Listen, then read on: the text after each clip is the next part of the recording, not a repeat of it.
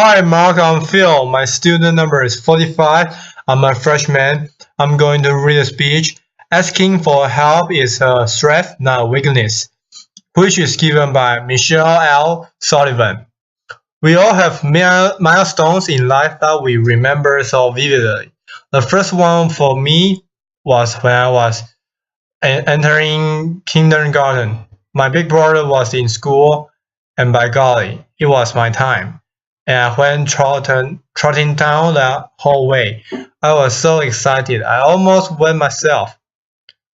And I go to the door, and there was a teacher with a warm welcome, and she took me into the classroom, showed me my little cubby hole. We all remember those little cubby holes, don't we? And we put our stuff in there, and she said, go over to the circle and play with the kids until class starts.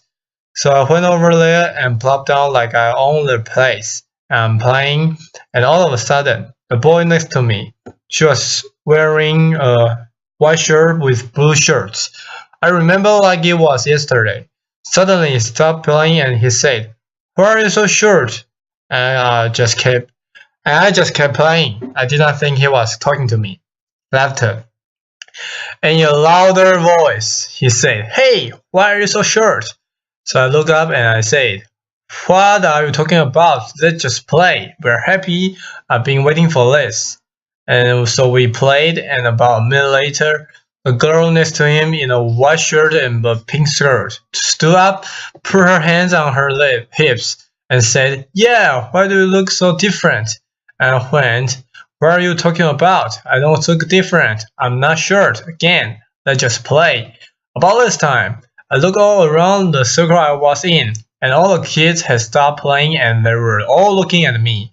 And I'm thinking, in today's language, it would be, oh my god, or what the fuck?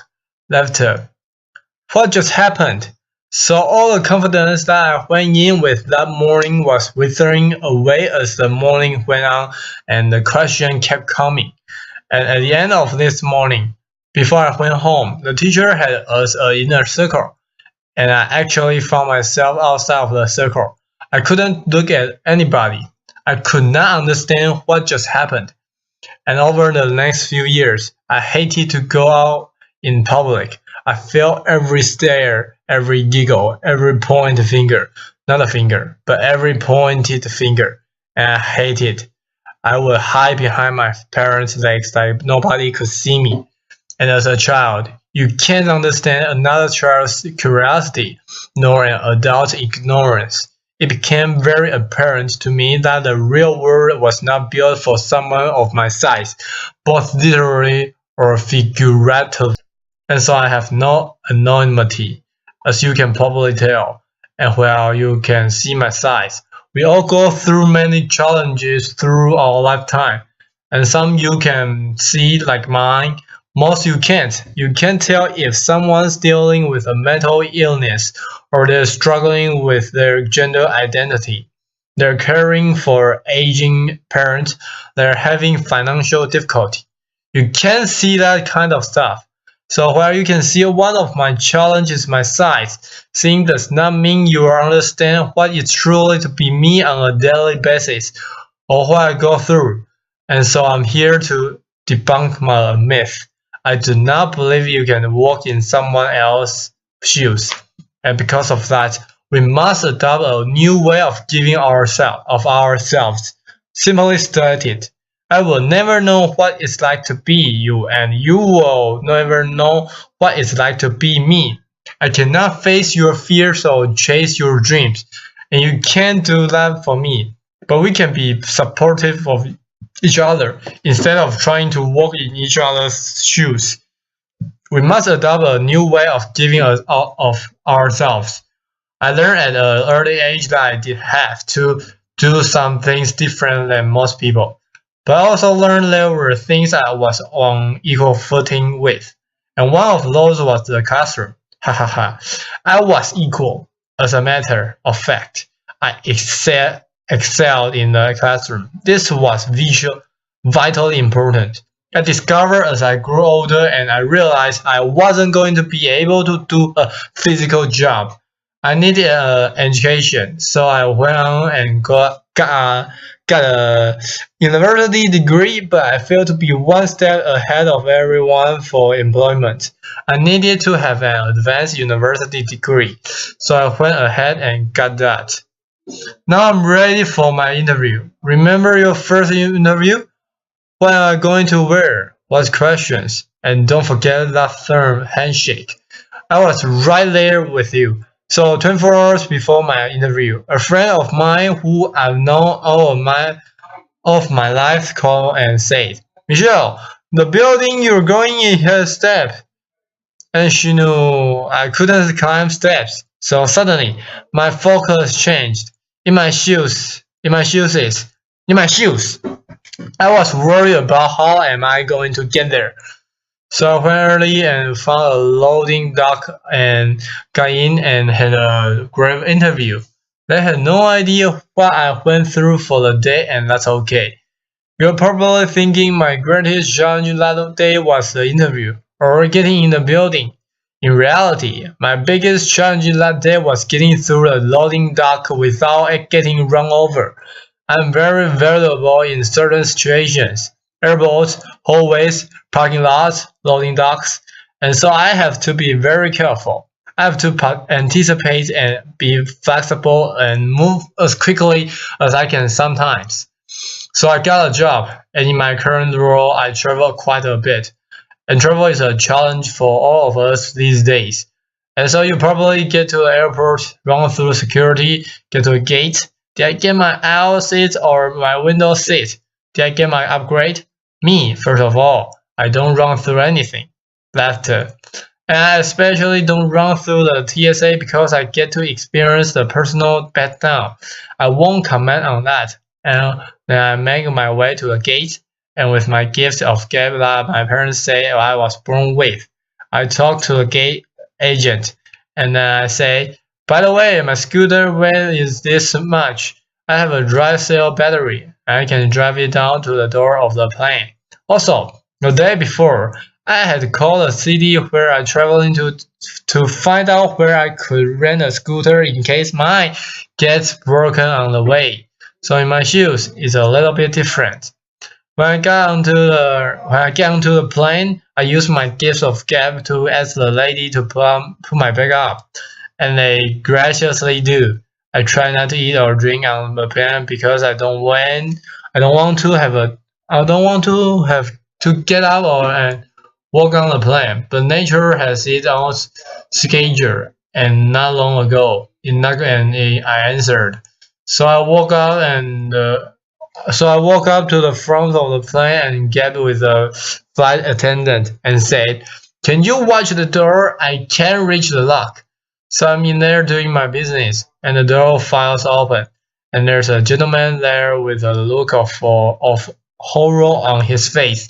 I'm sure I had the same look. As I came out, I noticed that he was sitting right across from me, and he's in total complete embarrassment. So I walk up to him and I quite go, "Are you going to remember this as much as I am?" Laughter. And he goes, "I think so." Laughter. No, while he's probably not talking about it publicly. I am. Laughter. But we talked for the rest of the flight, and we got to know each other, our families, sports, work, and when we landed, he said, "Michelle, I noticed someone put your bag up. Can I get that for you?"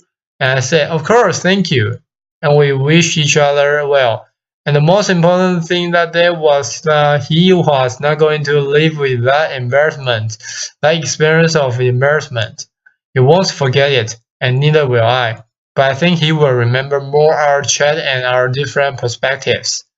When you travel internationally, it can be even more challenging in certain ways. A few years ago, I was in Zanzibar, and I came wearing in. And think about that: short, white, blonde woman in a chair. That doesn't probably happen every day. So I go up, and with my gift of gab, I start to talk to the agent so friendly, and I ask about their culture and so forth. And I noticed there wasn't a jet bridge, so I had to kind of say, Not only do you have to lift my chair, I could use some help getting out the steps. So we got to spend about an hour together while we waited for the flight. It was the most magnificent hour. Our perspective changed for both of us that day. And once I got on the flight, he patted me. He patted me on the back and wished me all well. I thanked him so much, and again, I think he's going to remember that experience more than when I first came in. And there was a bit of hesitation. As you notice, I get a lot of help. I would not be where I am today if it was not for my family, my friends, my colleagues, and the many strangers that help me every single day of my life. It's important that we all have a support system. Asking for help is a strength, not a weakness. A pause. We all need help throughout our lifetime, but it is just as important that we are part of other people's support systems. We must adopt that way of giving back. We all obviously have a role to play in our own successes. But think about the role we have to play in other people's successes. Just like people do for me every single day.